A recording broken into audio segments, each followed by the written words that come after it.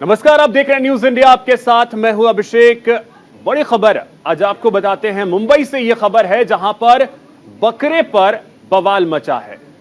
आपको बता दें कि मुंबई से यह खबर है जहां पर आपको बता दें कि मुंबई से इस वक्त की बड़ी खबर है जहां एक सोसाइटी में बकरे को लेकर जमकर विवाद मचा है। सोसाइटी में बकरा लाने को लेकर यहां विवाद हुआ है। सोसाइटी के लोगों ने नारेबाजी की है। तो ये बड़ी खबर मुंबई से आपको बता रहे हैं जहां सोसाइटी में जय श्री राम के नारे लगाए गए हैं। तो ये मुंबई से इस वक्त की बड़ी जानकारी आपको दे रहे हैं जहां पे आपको बता दें कि एक सोसाइटी में बकरा लाने को लेकर विवाद हुआ है और यहां पर जमकर नारेबाजी की गई है। यहां आपको बता दें, ये तस्वीरें आप देख सकते हैं, ये उस सोसाइटी की तस्वीर और आप तस्वीर के जरिए देख सकते हैं कि इस सोसाइटी में बकरा लाया गया, जिसके बाद यहां पर जमकर बवाल मचाए। ये तस्वीरें मुंबई के एक सोसाइटी की है जहां पर ये तस्वीरें आप देखिए, भारी संख्या में जो लोग हैं वो नारेबाजी यहां पर करते नजर आए। ये मुंबई की एक सोसाइटी की तस्वीर है जहां पर लाया गया था बकरा, लेकिन इस बकरे पर जो बवाल मचा है उसकी ये तस्वीरें हम आपको दिखा रहे हैं। इन तस्वीरों के जरिए आप देख सकते हैं कि किस तरीके से नारेबाजी यहां पर जमकर की गई। अब देखिए, जिस शख्स ने बकरा लाया था उसका क्या कहना है, पहले आपको वो सुनवाते हैं।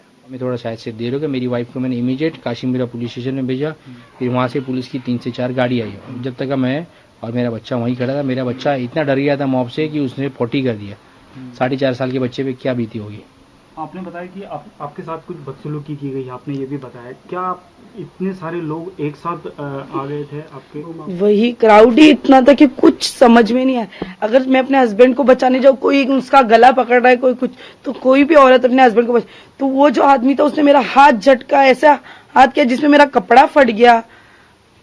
सर मैम ये बताइए, सोसाइटी की तरफ से, क्योंकि हमने नीचे कुछ लोगों से बात भी की है सोसाइटी की तरफ से, उनका कहना है कि आप लोगों की तरफ से यहाँ पे जब गणपति का त्यौहार बनाया जाता है तो अंडे फेंके जाते हैं, इस तरह की चीजें हुई हैं पहले भी है। सर तो जो सोसाइटी के में से ये बोल रहे हैं ना, उनको बोलो सोसाइटी वाले को आने कि मेरे हस्बैंड और एक जो पर्सन है हमारे इसमें से, जो हमारे मतलब कम्युनिटी की तरफ से स्पोक पर्सन बोल सकते हो आप, वो लोग के साथ जाकर फ्लैट चेक किए कि किसने अंडा फेंका है। आज तक किसी के पास कोई पर्सन नहीं है जिसमें नाम आया है कि हाँ कोई भी इनको मिला नहीं है मुजरिम के। पुलिस वरना कंप्लेंट करते ना कि जिसने अंडा फेंका है उस पर, इनको कोई मिला नहीं। बल्कि हम लोग ने सर्च किए थे हर एक फ्लैट में कि कौन ऐसा कर रहा है। हारमोनी पीस हम मेंटेन करवा रहे थे। जब 10-11 बजे तक डीजे भी बजता था ना, तो हम बोलते थे जाने तो किसी का 10 दिन का फेस्टिवल है ना, मत करो। और सचमुच ये भी हुआ है कल सर, जिनके घर में हम खुद जाते थे गणपति में स्वीट्स लेके या नवरात्रि में हर एक के दिवाली के, वो हमारे फ्रेंड्स भी कल वो मॉब में मौजूद थे। आपको कितने साल हो गए यहाँ पे इस बिल्डिंग में रहते हुए? 3 साल हो गए सर। 3 साल हो गए। तो 3 साल में जब ईद बकरा ईद आई थी तो उससे पहले किस तरह से आप लोगों ने ये जो कुर्बानी की जो रस्म? सर हमें अच्छा था, सब कुछ अच्छा था। बिल्डर जगह देता था, वहाँ फिर ईद के दिन स्लॉटरिंग हाउस में ही जाता था। और देखिए, बकरा जिसका था उसकी प्रतिक्रिया आपने सुनी। अब सोसाइटी के लोगों की भी प्रतिक्रिया आपको सुनवाते हैं। सोसाइटी के लोगों का क्या कहना है वो सुनिए। यहाँ हमारे यहाँ मुस्लिम रह रहे हैं, लेकिन वो बाकी लोग नहीं लाए, वो समझ गए। जेपी ऑलरेडी उन लोगों को उस साइड में सेलेक्टा में जगह भी दिया है, फिर भी उनको दादागिरी करनी है कि हम यहीं लाएंगे, तुम लोग जो भी करना है कर लो। तो हमने जो है ना वो जबरदस्ती दादागिरी कर रहे हैं। यहाँ आया, हम लोग बोले उसको प्यार से, हमारी सोसाइटी के कैमरे में भी रिकॉर्ड है, हमारे मोबाइल में भी उसकी रिकॉर्ड है। जो भी वो बातें करे कि उसकी बीवी पे हम लोग किसी ने हाथ उठाया, गाली दिया, कुछ भी नहीं, क्योंकि वो सारे प्रूफ हमारे सोसाइटी में भी है और हमारे पास भी है। हमारे पास लॉबी में कैमरे हैं, हमारे हर जगह कैमरे लगे हुए हैं। अगर हमारे कोई मेंबर घर में गए तो प्रूफ मिल जाएगा, क्योंकि हमारे पास फुटेज है। सारे सोसाइटीज मिलके ये तय कर चुकी है और परमिशन नहीं दिया है बकरा लाने का बिल्डिंग में। फिर भी उसके बावजूद बिना सबके अगेंस्ट जाकर, बिना पुलिस के परमिशन के, बिना बिल्डिंग के सोसाइटी के परमिशन के, बाई लॉस को तोड़कर बिल्डिंग के अंदर बकरा लेकर आया गया है। हमारी सिर्फ इतनी ही रिक्वेस्ट है कि ये चीज आप बाहर निकालो और खत्म कर दो इस बात को, सिंपल एज दैट। तो लोगों की भी आपने प्रतिक्रिया सुनी। हमारे सहयोगी शुभम पांडे हमारे साथ जुड़ रहे हैं मुंबई से, उनके पास चलेंगे। शुभम हमारे साथ जुड़ गए हैं। शुभम, पहले इस मामले को आपसे समझना चाहेंगे। ये जो तस्वीरें हम अपने दर्शकों को दिखा रहे हैं, इन तस्वीरों के बारे में बताइए, और मुंबई की ये कौन सी सोसाइटी है जहां पे बकरे को लेकर इस तरीके का विवाद देखने को मिला? बिल्कुल, देखिए अभिषेक जी, ये मुंबई से सटे ठाणे जिले के मीरा रोड इलाके का है, जहां पर जेपी इंफ्रा नाम की एक सोसाइटी है। काफी हाई प्रोफाइल सोसाइटी है, पॉश इलाके में आता है। और ऐसे में कल बकरीद पूरे देश भर में मनाई जा रही है, जहां पर मोहसिन शेख नाम का एक व्यक्ति अपने घर पर 2 बकरा लेके आता, अपनी बीवी के साथ 2 बकरा सोसाइटी में लेके जाता, लिफ्ट से बाकायदा लेके जाता, अपने घर में उसे दाखिल कराता है। वैसे ही जब सोसाइटी के लोगों को पता चल जाता है कि मोहसिन ने अपने घर में बकरा लाया, तो हंगामा मच गया। उसके बाद सारे सोसाइटी के जो लोग थे, चाहे सेक्रेटरी हों, ट्रेजरर हों, जो तमाम जो लोग थे, वो बिल्डिंग के नीचे आ जाते हैं। उसके बाद जय श्री राम के नारे लगाने लगते हैं और उन्हें मोहसिन शेख जिन्होंने अपने घर में बकरा लेके आया था, उन्हें कहते हैं कि बकरा को यहाँ से लेके जाइए, यहाँ आपको हम बकरा काटने नहीं देंगे। उसके बाद मामला बढ़ते जाता है, वो मना कर देते हैं। मोहसिन शेख कहते हैं कि हम नहीं लेके जाएंगे। उसके बाद बहुत सारे लोग इकट्ठा हो जाते हैं, फिर जय बजरंगबली हनुमान चालीसा का पाठ वहां पर शुरू हो जाता है, जय श्री राम के नारे लगने देते में पुलिस आ जाती है। यहाँ पर देखिए, सोसाइटी के लोगों का एक ही बात ये कहना है कि आपको अगर बकरा लाना है तो पहले सोसाइटी से परमिशन लीजिए, पुलिस से परमिशन लीजिए, जो मोहसिन शेख ने उस वक्त नहीं किया था। इसी वजह से सोसाइटी के लोगों की जो उनकी आपत्ति है कि भाई आप सोसाइटी में रहते हैं, सोसाइटी के कोई कायदा कानून होता है, रूल्स एंड रेगुलेशन होता है, उसे आपको फॉलो करना होगा। जब सोसाइटी में ये रूल्स पारित कर दिया गया है कि कोई भी व्यक्ति बकरा नहीं काटेगा, कोई भी मुसलमान व्यक्ति बकरा जो है अपने घर पे लेके उसे नहीं काटेगा, तो आप ऐसे कैसे लेके आ जा सकते? देखिए, यहाँ पर जो मोहसिन की पत्नी उससे थोड़ी देर पहले जो अपना बयान दे रहे थे, वो कह रहे थे कि हम शुभम, एक और चीज आपसे जानना चाहेंगे कि पुलिस इस मामले में क्या कार्रवाई कर रही है, और साथ ही साथ सोसाइटी जो भी होती है उसके गाइडलाइंस होते हैं, एक नॉर्म्स होते हैं, सोसाइटी के सेक्रेटरी होते हैं, क्या वो परमिशन ली गई थी या नहीं ली गई थी, इसको क्लियर किया गया है सोसाइटी के सेक्रेटरी की तरफ से? बिल्कुल, देखिए अभिषेक जी, हंगामा इसी वजह से मच गया कि जब सोसाइटी ने मना किया था रूल्स एंड रेगुलेशन कि आप बकरा नहीं ला जा सकते, उसके बावजूद भी मोहसिन उस बिल्डिंग में कई और भी जो है मुस्लिम व्यक्ति रहते हैं, उन्होंने तो नहीं लाया था, लेकिन ये क्यों लेके आ रहे हैं, ये सवाल जो है वो खड़ा किया गया था। लेकिन पुलिस देर रात आई, मामला शांत करवाया। उसके बाद उन्हें मोहसिन शेख को कहा गया कि आपको बकरे हटाने पड़े, क्योंकि आपने विदाउट परमिशन इसे लेके आया है, तो ये आपके रूल्स एंड रेगुलेशन, बिल्डिंग के सोसाइटी के रूल्स एंड रेगुलेशन के खिलाफ आता है। तो अब जाके मामला थोड़ा शांत हुआ है, रात में शांत हो गए थे, लेकिन काफी हंगामा इस वक्त मुंबई और ठाणे में मच चुका है, क्योंकि कल पूरे देश भर में बकरीद मनाई जाती है, मुंबई ठाणे में बकरीद मनाई जाने वाली है। तो ऐसे में इस वजह से मामला और भी बढ़ता जाए, इससे पहले ही पुलिस ने समझा बुझाकर लोगों से शांत कर लिया है। लेकिन फिलहाल बकरी को उस बिल्डिंग से हटा दिया गया, लेकिन मामला थमने का नाम नहीं रहा, क्योंकि जय श्री राम के नारे लगाए जाते हैं, हनुमान चालीसा का पाठ किया जाता है। तो आप सोचिए, जिस तरह से ये 2 लोग बयान दे रहे थे कि कहीं नहीं कहीं। जी ठीक है शुभम, आप हमारे साथ बने रहें, आगे भी खबरों पे अपडेट आपसे लेंगे। तो फिलहाल मुंबई में बकरे पर बवाल मचा है। और चलिए अब बात करेंगे यूसीसी की। यूसीसी को लेकर बड़ी जानकारी चलिए आपको देते हैं, बड़ी खबर आपको बताते हैं। यूसीसी को लेकर, समान नागरिक संहिता को लेकर उच्च स्तरीय बैठक हुई है, ये बड़ी जानकारी आपको दे रहे हैं। केंद्रीय गृह मंत्री अमित शाह की अध्यक्षता में यह बैठक हुई है, और आपको बता दें कानून मंत्री अर्जुन मेघवाल बैठक में शामिल हुए। यूसीसी को लेकर यह बड़ी बैठक हुई है, विधि सचिव भी इस बैठक में शामिल हुए। समान नागरिक संहिता को लेकर एक उच्च स्तरीय बैठक हुई है, केंद्रीय गृह मंत्री अमित शाह की अध्यक्षता में यह बैठक हुई। इस बैठक में देश के कानून मंत्री अर्जुन राम मेघवाल भी शामिल हुए। इस बैठक में यूसीसी को लेकर चर्चा की गई है, बैठक में विधि सचिव भी मौजूद रहे। तो आपको बता दें कि यूसीसी को लेकर अब पूरी तरीके से केंद्र सरकार सक्रिय हो गई है, ऐसा लग रहा है, क्योंकि कल हमने देखा प्रधानमंत्री नरेंद्र मोदी ने यूसीसी को लेकर बातें कही, और उसके बाद अब जो जानकारी मिल रही है, एक उच्च स्तरीय बैठक हुई है यूनिफॉर्म सिविल कोड को लेकर। आपको बता दें कि कल प्रधानमंत्री ने भोपाल में यूसीसी को लेकर के कई अहम बातें कही थी और विपक्ष को भी निशाने पर लिया था। लेकिन इसी बीच जानकारी यह भी निकल करके सामने आ रही है कि कानून मंत्री अर्जुन राम मेघवाल बैठक में शामिल हुए हैं। यूसीसी को लेकर बैठक हुई है, और इस बैठक की अध्यक्षता केंद्रीय गृह मंत्री अमित शाह ने की है। इस बैठक में आपको बता दें कि विधि सचिव जो हैं वो भी शामिल हुए। तो केंद्रीय गृह मंत्री अमित शाह की अध्यक्षता में यूसीसी को लेकर एक बहुत बड़ी बैठक हुई है। बैठक के बाद चीजें क्या कुछ निकल करके आएंगी वो भी हम आपको बताएंगे, लेकिन यह जानकारी फिलहाल निकल करके सामने आ रही है कि यूसीसी यानी यूनिफॉर्म सिविल कोड को लेकर एक उच्च स्तरीय बैठक जो है वो हुई है। और आपको बता दें कि इसे लेकर विपक्ष जो है वो हमलावर है, प्रतिक्रियाएं आई हैं, वो आपको सुनवाते हैं। यही लोग मुसलमान करते हैं।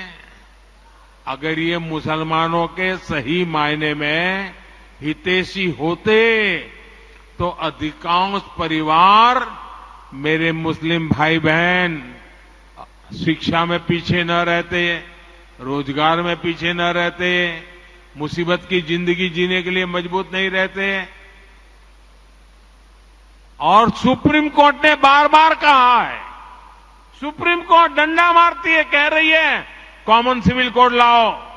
ये और ज्यादा भारतीय जनता पार्टी के असली चेहरे को उजागर करता जाएगा कि उनका जो एजेंडा था, पहले चुनाव में आए थे तो उन्होंने ये सब बात नहीं की थी। मोदी जी जब पहली बार प्रधानमंत्री बने तो उन्होंने एस्पिरेशनल पॉलिटिक्स की बात की, युवाओं को टच करने का प्रयास किया, जाति और व्यवस्थाओं को छोड़ के सबको साथ लेके कि हम आपके भविष्य के लिए चिंतित हैं और बेहतर सुनहरा आपका विश्वास हम देंगे। 2 करोड़ रोजगार प्रतिवर्ष उपलब्ध कराने का उन्होंने विश्वास दिलाया था। तो उनका प्लेटफॉर्म दूसरा था। अब बदलते जा रहा है, जब छुपे एजेंडे थे वो सामने आते चले जा रहे हैं। प्रधानमंत्री को ये बात समझने की जरूरत है कि आर्टिकल 29 राइट टू कल्चर एक फंडामेंटल राइट है भारत के संविधान में। वो प्रधानमंत्री को समझ में आया नहीं आया, मेरे को लगता है कि समझ में नहीं आया। तीसरी बात यह है, भारत के संविधान में प्लुरलिज्म और सेकुलरिज्म हमारे जो कॉन्स्टिट्यूशन में है, वो हमारे भारत के संविधान के आर्टिकल 25, 26, 29, 14, 19 एंड 21 का हिस्सा है, बेसिक स्ट्रक्चर का हिस्सा है।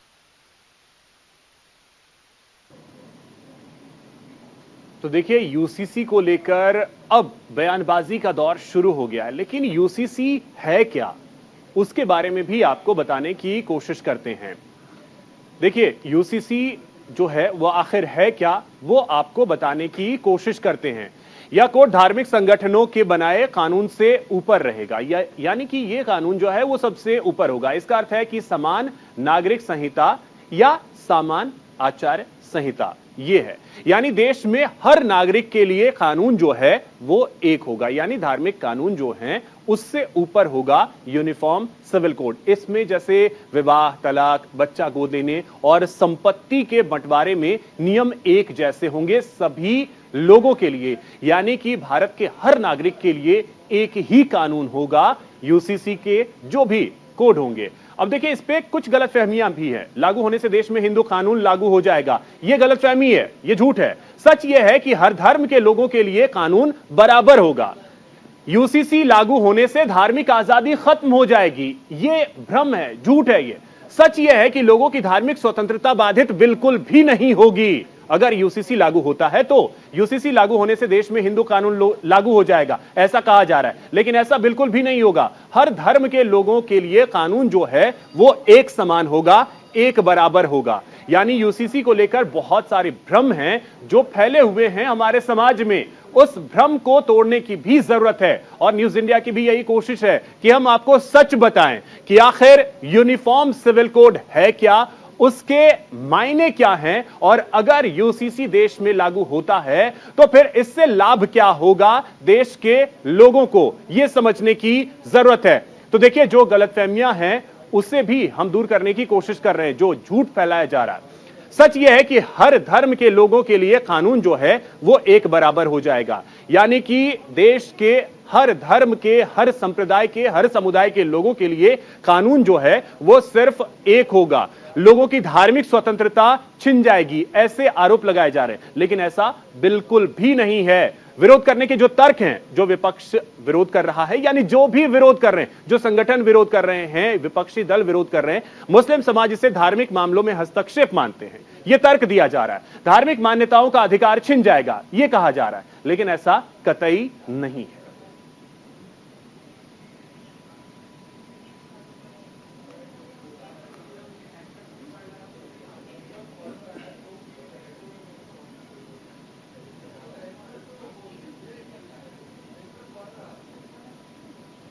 तो तो देखिए यूसीसी को लेकर के बहुत सारी भ्रामक जानकारियां जो हैं वो समाज में फैली हैं, लेकिन आपको बता दें कि इसमें भ्रम में रहने की कोई आवश्यकता नहीं है।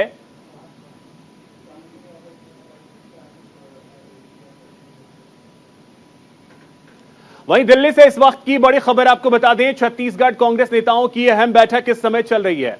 यह बड़ी जानकारी इस वक्त की आपको दे रहे हैं।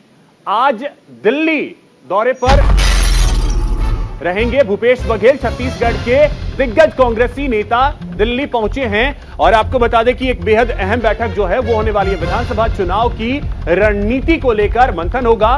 कांग्रेस नेता राहुल गांधी से भी मुलाकात करने का उनका कार्यक्रम है। विधानसभा चुनाव की रणनीति पर चर्चा करेंगे मुख्यमंत्री भूपेश बघेल। तो यह बड़ी जानकारी आपको दे रहे हैं। भूपेश बघेल छत्तीसगढ़ के मुख्यमंत्री दिल्ली के दौरे पर आज रहने वाले हैं और आपको यह जानकारी दे दें कि एक बड़ी बैठक कांग्रेस की होने वाली है जिसमें वो शामिल होंगे। छत्तीसगढ़ में इसी साल आखिर में चुनाव होने हैं और उन चुनाव की तैयारियों को लेकर, रणनीति को लेकर चर्चा होनी है। कांग्रेस नेता राहुल गांधी भी इस बैठक में शामिल होंगे। विधानसभा चुनाव की रणनीति पर यहां मंथन किया जाएगा, यहां चर्चा होनी है। तो यह बड़ी जानकारी आपको दे दें, कांग्रेस जो है वो अब पूरी तरीके से छत्तीसगढ़ में एक्शन मोड में, चुनावी मोड में अब नजर आ रही है, क्योंकि आपको बता दें कि इसी साल आखिर में छत्तीसगढ़ में चुनाव होने हैं और इसी को ध्यान में रखते हुए आपको बता दें कि छत्तीसगढ़ के मुख्यमंत्री भूपेश बघेल जो हैं वो बैठक में शामिल होने पहुंचे। ये तस्वीरें आप देख सकते हैं। केसी वेणुगोपाल आपको नजर आएंगे, मल्लिकार्जुन खड़गे कांग्रेस के राष्ट्रीय अध्यक्ष वो बैठक में शामिल हैं। वहीं आप देख सकते हैं राहुल गांधी, कुमारी शैलजा, तो ये बैठक में शामिल होने के लिए कांग्रेस के दिग्गज नेता आपको नजर आएंगे। तो आपको बता दें कि दिल्ली दौरे पर भूपेश बघेल हैं, बैठक जो है वो चल रही है, उसकी तस्वीरें भी हम आपको दिखा रहे हैं।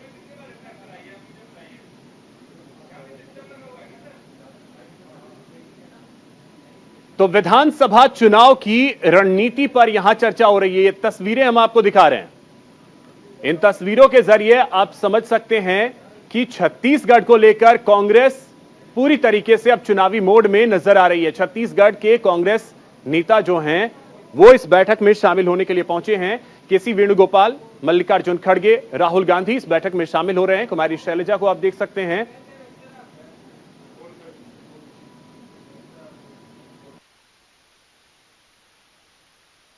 चुनाव के लिए तैयारियां छत्तीसगढ़ में नवंबर दिसंबर में मतदान होगा और उसी की तैयारी के संदर्भ में होगा।